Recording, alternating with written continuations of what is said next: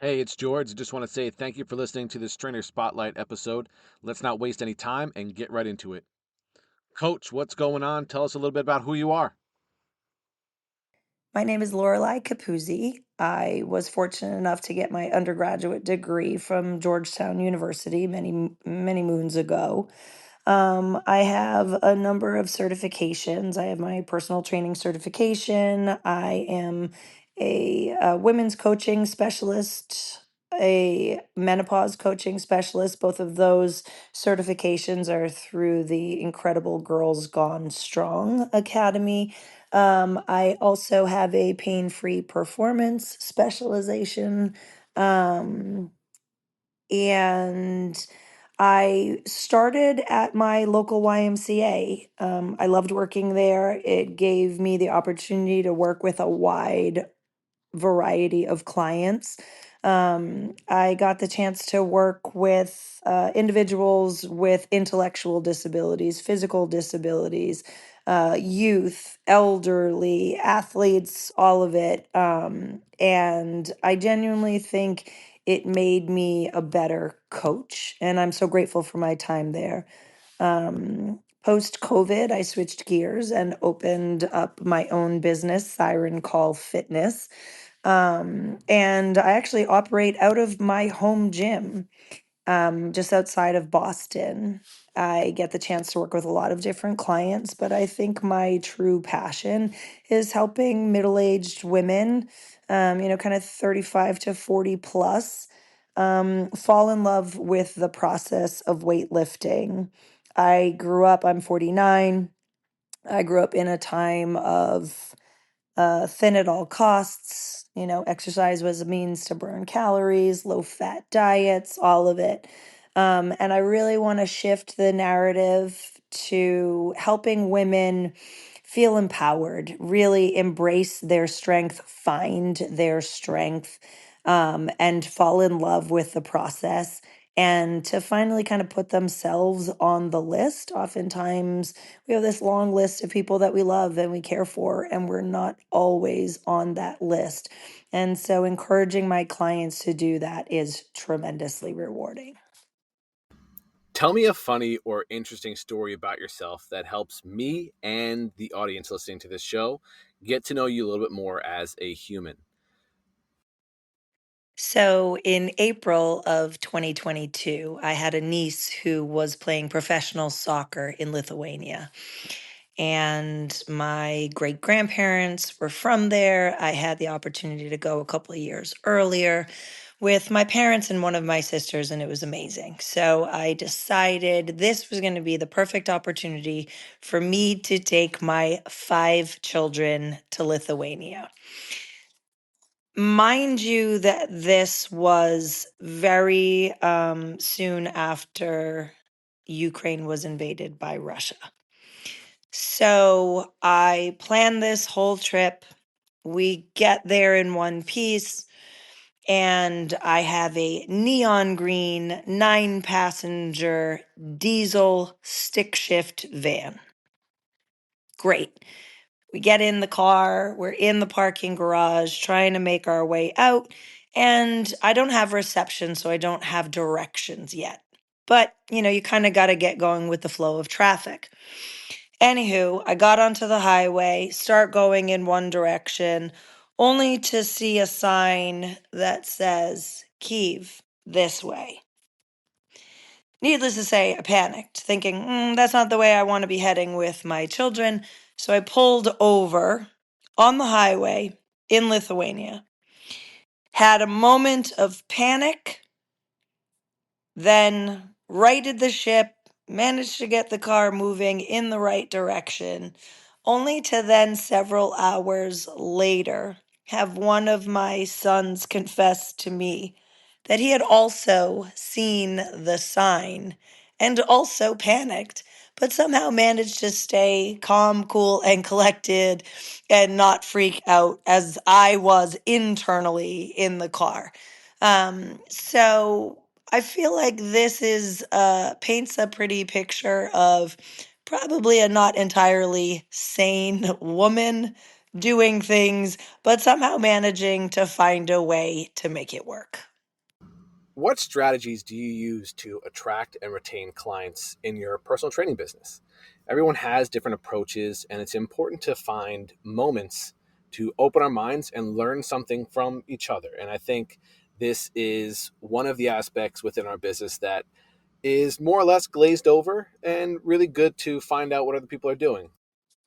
So, piggybacking from coming off of working in a commercial gym where I had the opportunity to train a lot of clients, when I transitioned to being in business for myself, a lot of those clients chose to come with me, for which I was tremendously grateful. I'd been working with clients at my local YMCA. The Y had to shut down, as most of the world did back in 2020. And I think a lot of people weren't entirely comfortable returning to that kind of public gym setting. And so my advantage was that I have a home gym and one client at a time working with me. And I think that was attractive to a lot of people. I am the mother of 5 children. I have coached soccer in our town for many years. And so another avenue that a lot of clients come to me from is parents of kids that I have coached over the years, which is kind of and that kind of word of mouth. So I think it's important for people to know, like, and trust you. And so a lot of the people who knew and trusted and I guess liked me for some reason chose to come and work with me. And I genuinely believe the best way to retain clients um is to create deep and meaningful connections. It's not just about, hey, you're going to lift this weight for 10 reps and, call it a day. I think one of the most meaningful parts of my job is when someone lets you in. When someone is willing to be vulnerable with you and kind of share their struggles and their histories with you, I don't take that lightly ever.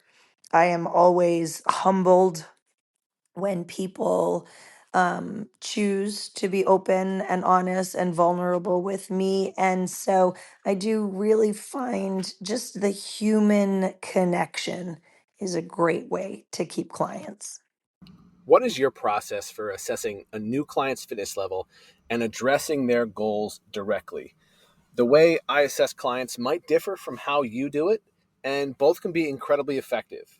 Let's share some of our secrets so we can help more people together.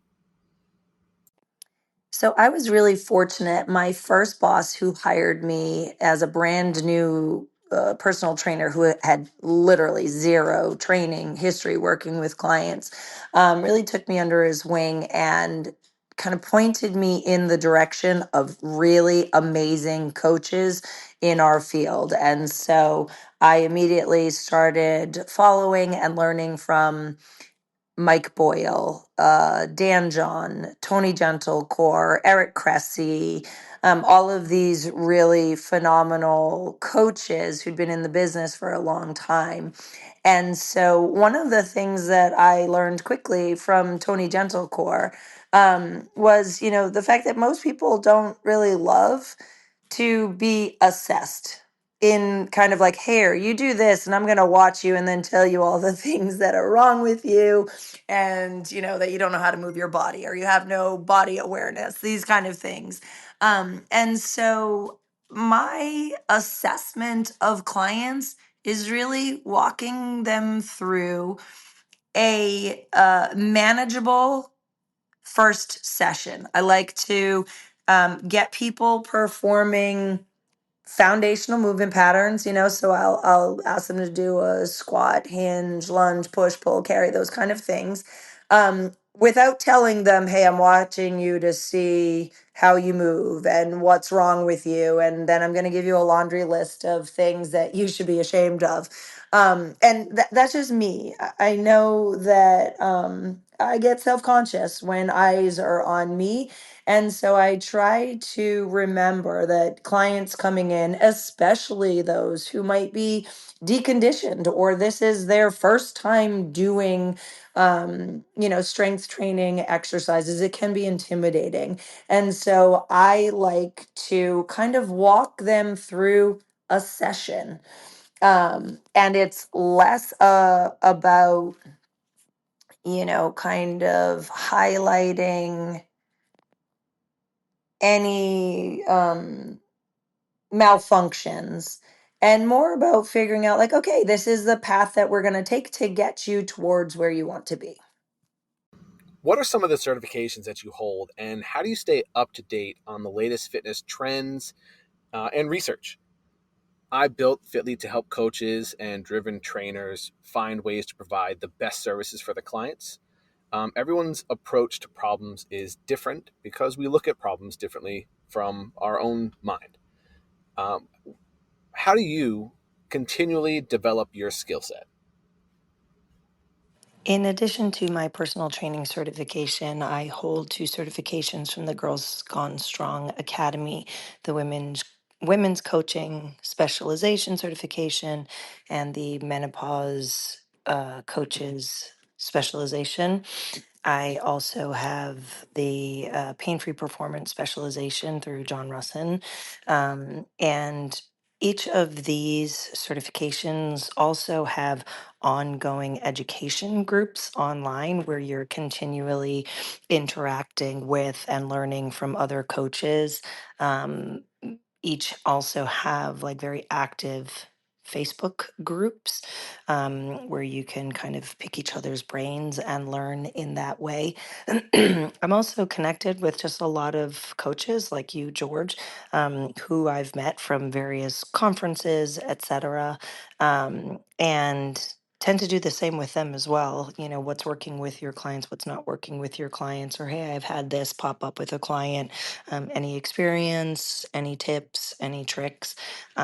So I would say, in addition to actual continuing education through additional certifications, um, being in contact with those certifying bodies as well. But the other thing too are fitness conferences, Raise the Bar, which again, where I met you, George, and lots of other phenomenal coaches. During those kind of in-depth, usually weekend sessions, you get a ton of information from really experienced leaders in the field. I've attended multiple times the Mike Boyle Strength and Conditioning Center, their spring seminar. I'm lucky enough to be fairly local to them. Yeah, and I just love to learn from coaches, oftentimes some with less experience than me, but different experience than me, but also really taking to heart the lessons that these coaches that are farther along with bigger gyms, a lot more experience, what they can teach me. How do you envision your personal training business evolving in the next few years? The industry itself is always evolving in ways we can't predict, but we have to plan for the future we want for a business. I'm really excited to hear what you have to say for this because we all see what future is ahead of us in a little bit different ways. Our businesses all look a little bit different, even though we're all kind of doing the same thing. I am really fortunate in that my personal training roster is pretty much at capacity right now, which I love and am super grateful for. So, one thing that I've done to invest in my future is I'm currently in Jill Coleman's Fitness Business Accelerator. Way outside of my comfort zone, to say the least, but working on trying to add and expand my online coaching services, where it's certainly not at this point, but hopefully eventually would be a little bit less time for money as a in-person one-on-one session would be. Um, and developing programming for clients who work out independently, not here with me in person. So they could be my next door neighbor, they could be on the other side of the globe. And yeah, that is something that I would really love to expand, because I do think it offers a lot of opportunity not only to help a lot more people, but to incorporate a little bit more freedom. Again, mom of five. And so, time is at a premium, pulled in lots of different directions. So I'm hoping that adding that online component can really kind of help take my business to the next level. What do you think are the biggest challenges currently facing the fitness and personal training industry? I know they're everywhere. Challenges are all over the place. But with the advent of different technologies, advanced technologies, social media, increased video and photo exposure, in person training versus online training, the more educated clients are, or the more misrepresented clients are, or misled clients are. I know there's challenges everywhere. What do you think the biggest ones are? For me personally, I think the biggest challenges that we're currently facing in the fitness and personal training industry um, also kind of extend to the larger world. And I think it's misinformation or conflicting information. Certainly with social media platforms, anyone and everyone can and does have a voice and a megaphone and a platform. And it can be really challenging to kind of weed out who to listen to. And I think, I find myself as an experienced personal trainer. Um, sometimes I find like, what? Who am I listening to here? It's like you can watch two consecutive videos on Instagram saying the complete opposite thing. And so I really think it can be a challenge to kind of do your research and also know who to listen to. Lorelei, thanks so much for coming on and sharing some info about yourself and some details about your personal training business. Being lost with 5 kids in Lithuania is a wild position to be in, and I probably would have not kept my cool the same as you did. I met Lorelei when she was a volunteer for the very first Raise the Bar conference in Orlando. It was actually the first event I attended after the COVID lockdowns in Florida. I can't remember the year now. Everything all seems to blend together. But when you meet her, you'll get it. She's just someone you need to know in our world. Tons of positive energy. I'm glad you got a chance to know Lorelei a little bit more through this episode. Check the show notes to see how to connect with Lorelei the best. And that's all for this episode. If you want to learn a little bit more about FITLETE and possibly get your own episode, visit fitlete.com. That's FITLETE.com. I'll talk to you soon.